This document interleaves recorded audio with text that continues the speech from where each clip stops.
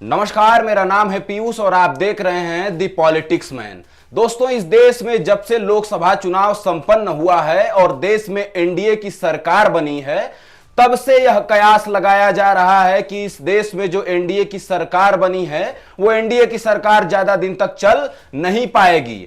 आज मैं उसी को लेकर के एक ऐसी खबर लेकर के आया हूं जिसको देख करके, जिसको पढ़ करके, जिसको सुन करके आपको भी लगेगा कि एनडीए गठबंधन में सब कुछ ठीक नहीं चल रहा है।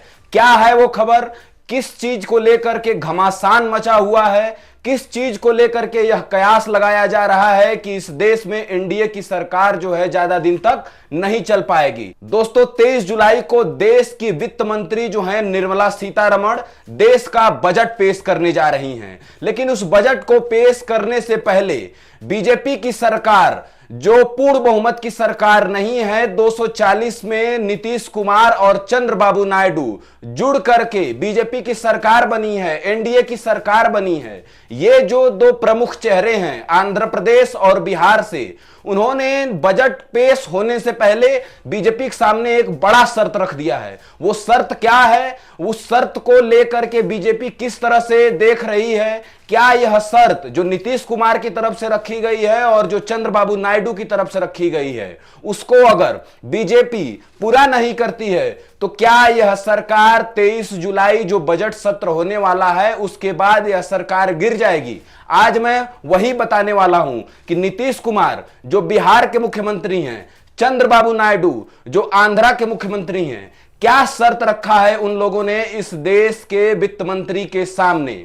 दोस्तों, जो मैं खबर अभी बताने जा रहा हूं वो खबर ईटीवी भारत ने छापा है। ईटीवी भारत ने क्या लिखा है, क्या शर्त है नीतीश कुमार की तरफ से और चंद्रबाबू नायडू की तरफ से, एक एक पॉइंट मैं आपको पढ़ के बताने जा रहा हूं कि किस तरह से नीतीश कुमार और चंद्रबाबू नायडू ने बीजेपी की सरकार को, यानी एनडीए की सरकार के सामने एक बड़ा संकट खड़ा कर दिया है। क्या है वो शर्त? देखिए दोस्तों, ईटीवी भारत ने छापा है कि बजट 2024 से पहले नीतीश नायडू ने मोदी सरकार की बढ़ाई टेंशन, थमाई मांगों की लंबी लिस्ट। यानी नीतीश कुमार और चंद्रबाबू नायडू दोनों लोगों ने बजट सत्र से पहले अपने राज्य के लिए कुछ मांग रखी है। एक बड़ी सूची तैयार करके नीतीश कुमार और चंद्रबाबू नायडू दोनों लोगों ने सूची तैयार करके देश के वित्त मंत्री के सामने रख दिया है कि हमारे राज्य को इतना ये चाहिए। क्या है वो शर्त? कितना पैसा मांगा गया है?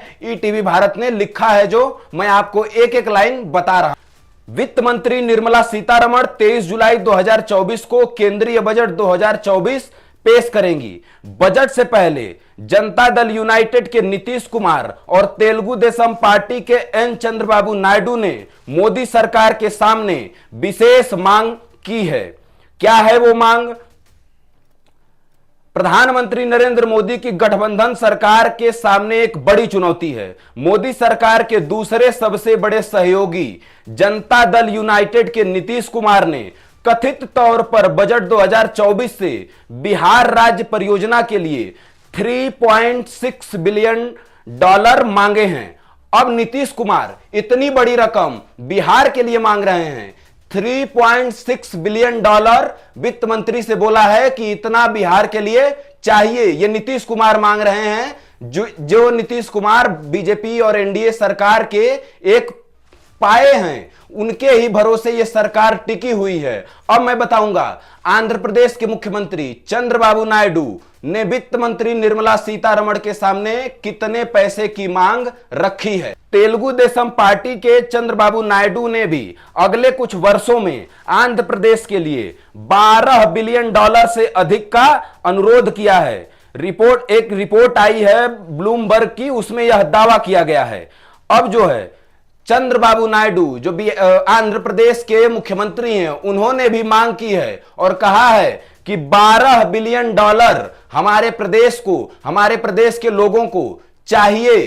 अब जब 23 तारीख को वित्त मंत्री निर्मला सीतारमण बजट पेश करेंगी तो यह देखने की बात होगी कि क्या निर्मला सीतारमण बिहार यानी नीतीश कुमार, आंध्र प्रदेश यानी चंद्रबाबू नायडू, इन दोनों लोगों ने जो मांग रखी है उस मांग को कितनी गंभीरता से लेती हैं, कितना पैसा बिहार और आंध्रा के लिए देती हैं, और अगर बीजेपी की सरकार यह पैसा अगर चंद्रबाबू नायडू और नीतीश कुमार को नहीं देते हैं तो क्या यह सरकार संकट में पड़ जाएगी। क्योंकि नीतीश कुमार, जो आप जानते हैं कि जब सरकार का गठन हो रहा था, 2024 का जो मंत्रिमंडल तैयार हो रहा था, तो उसमें नीतीश कुमार की तरफ से और चंद्रबाबू नायडू की तरफ से अलग अलग तरह की मांग रखी गई, और मंत्रिमंडल में जिन लोगों को शामिल किया गया नीतीश कुमार के पार्टी से और चंद्रबाबू नायडू के पार्टी से, उस मंत्रिमंडल में जो पद उनको दिया गया, जो मंत्रालय दिया गया, उससे यह माना जा रहा था कि नीतीश कुमार और चंद्रबाबू नायडू संतुष्ट नहीं हैं। क्योंकि कई बार यह खबरें आई कि लोकसभा स्पीकर का पद या तो नीतीश कुमार की पार्टी को मिलेगा या चंद्रबाबू नायडू की पार्टी को मिलेगा। वहीं दूसरी ओर जो गृह मंत्रालय है, रक्षा मंत्रालय है, वित्त मंत्रालय है, ऐसे बड़े बड़े मंत्रालयों की मांग नीतीश कुमार और चंद्रबाबू नायडू की तरफ से की गई थी। लेकिन उस मंत्रिमंडल में ना तो लोकसभा स्पीकर बनाया गया, ना तो रक्षा मंत्रालय दिया गया, ना तो विदेश मंत्रालय दिया गया, ना तो गृह मंत्रालय दिया गया, ना वित्त मंत्रालय दिया गया। मंत्रालय जो दिया गया वो छोटे मोटे मंत्रालयों में इन दोनों पार्टी के लोगों को खुश किया गया। उसी समय से यह माना जा रहा था कि इस देश की सरकार जो बन रही है वो लंबे समय तक चल नहीं पाएगी। लेकिन उस संकट से निकल करके बीजेपी जब आगे बढ़ी है तो बजट सत्र से पहले नीतीश कुमार और चंद्रबाबू नायडू ने संकट बढ़ा दिया है। इतने पैसे मांगे हैं केंद्र सरकार से अपने अपने राज्य के लिए, और अगर केंद्र सरकार यह पैसा नहीं दे पाती है तो आप यह मान के चलिए कि एनडीए का गठबंधन लंबे समय तक चल नहीं पाएगा। आप इस पूरी खबर को कैसे देखते हैं? नीतीश कुमार ने जो मांगा है और चंद्रबाबू नायडू ने जो मांगा है, इस पूरे मांग को आप कैसे देखते हैं? आप क्या मानते हैं कि अगर वित्त मंत्री इतना पैसा इन दोनों राज्यों को नहीं देती हैं तो क्या इस देश में एनडीए की जो सरकार चल रही है वो 23 जुलाई जो बजट का दिन है उसके बाद गिर जाएगी? आपकी क्या राय है? अगर आप इस वीडियो को यूट्यूब पर देख रहे हैं तो हमारे कमेंट बॉक्स में जरूर बताएं। नमस्कार।